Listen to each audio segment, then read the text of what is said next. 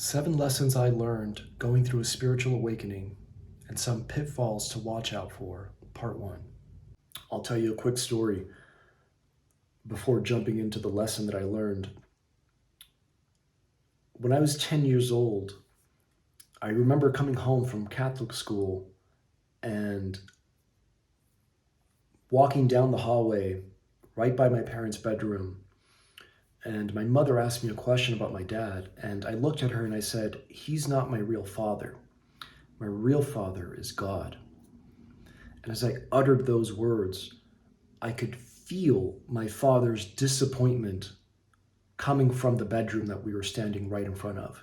I looked over at him and I saw the hurt. I saw the pain of the words that I had just spoken penetrate and cut deep into his heart. And from that moment on, I attached to the shame and fear of disappointing my father. And I went on a 20-year-long quest to earn awards, earn achievements, earn approval and affirmation from the outside world to prove to my father that I was enough to never disappoint him again. Fast forward 20 years, I'm standing in my backyard of my mission apartment in San Francisco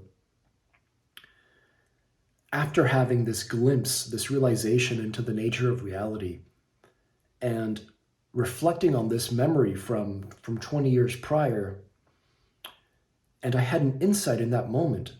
You see, up until now, I had considered myself a materialist atheist. I was a scientist working in a research institution in the Bay Area.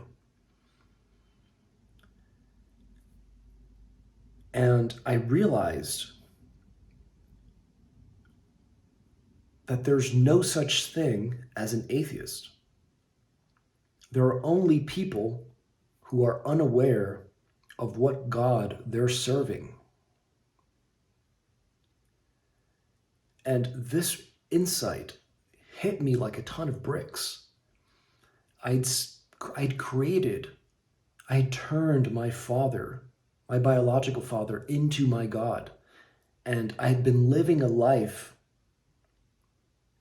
to prove to him and to show him that he doesn't or can't be disappointed in me because of how externally motivated I was to prove and to defend and to overcome his disappointment. And that was a huge insight for me, one that really shifted my world and my relationship with my father.